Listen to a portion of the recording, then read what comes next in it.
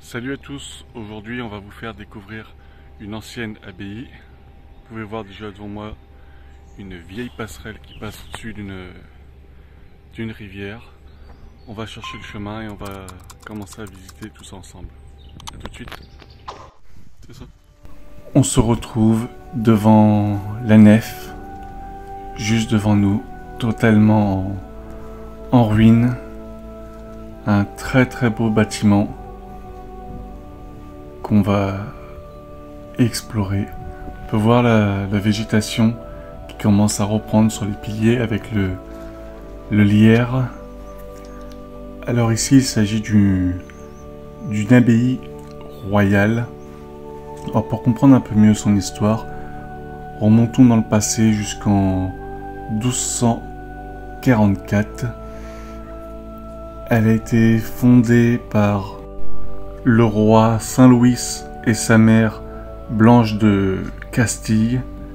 Ensemble, ils avaient décidé de construire une abbaye pour des moniales cisterciennes.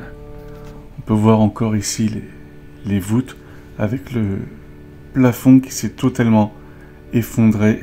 Ici, on a les fenêtres où se trouvaient les vitraux. L'herbe qui a repris sur l'intégralité du sol. L'objectif était ici d'offrir un lieu de recueillement et de prière également, mais également de servir aussi de nécropole au prince de sang royal. On peut apercevoir ici la porte qui donnait en haut de la tour. Malheureusement c'est fermé, mais on aperçoit l'escalier avec encore des gravats qui sont tombés du haut. Pendant longtemps cette abbaye était prospère, mais durant la guerre de 100 ans, elle a connu de nombreux ravages, dont également des pillages. Mais ce qui lui aura donné le coup de grâce fatal, c'est durant la Révolution française. Mais on peut quand même toujours apercevoir à notre époque ces grandes arcades de style gothique avec cette végétation qui reprend un peu partout, mais qui donne quand même, je dirais, une atmosphère assez mélancolique et mystérieuse au lieu, avec cette lumière qui filtre entre les ruines, qui donne un aspect un peu irréaliste, mais très beau également. On peut apercevoir ici des anciennes gravures, je ne sais pas si vous les voyez, en haut de la colonne. Et ici, il y avait probablement des statues. Dommage qu'il ne reste plus de vitraux encore, ça donnerait un côté plus coloré au lieu. Ici donc on se situe au cœur de l'abbatiale. On y retrouve aussi des personnages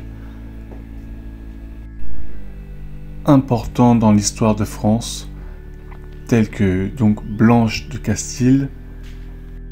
Il y avait également Marie Mancini, la nièce du cardinal Mazarin, qui avait été enfermée à l'intérieur de ce lieu, et également le dernier couple royal à être venu en pèlerinage dans cette abbaye, qui n'est ni plus ni moins Louis XVI et Marie-Antoinette. Alors maintenant je vais vous faire découvrir l'extérieur de l'édifice.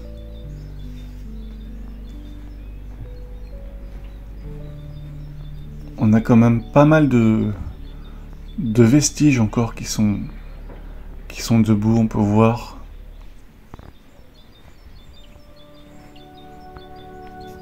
On voit également où étaient positionnés les vitraux avec les petites barres en fer.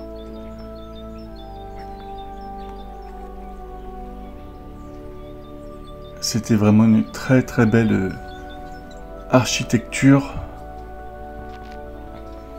J'essaierai de vous trouver, si j'y arrive, une photo de cette abbaye avant qu'elle ne soit en ruine.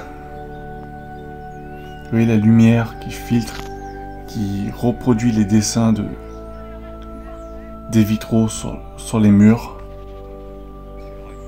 Et en haut, il reste le reste où il y avait un vitrail en fer. Vous voyez le cercle avec un carré à l'intérieur.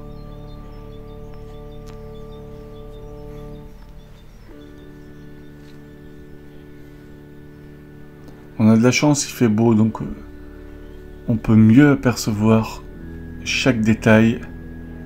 Ça devait être un travail colossal.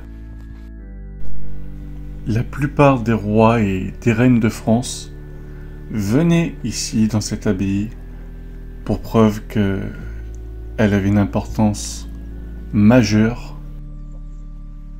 Et pour toutes les personnes qui auront été jusqu'à ce niveau de l'exploration, je vous invite à me laisser en mots, en commentaire, l'abbaye, et je vous laisse poursuivre avec le reste.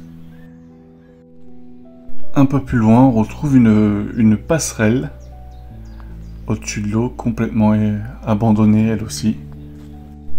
L'exploration va donc s'achever ici. J'espère que cette vidéo vous aura plu. Et on se retrouve là où le temps s'est arrêté. Dans les ruines de l'abandon, c'est ma passion. L'Amurbex, je traverse les terres sans concession. L'Amurbex, l'Amurbex, l'Amurbex.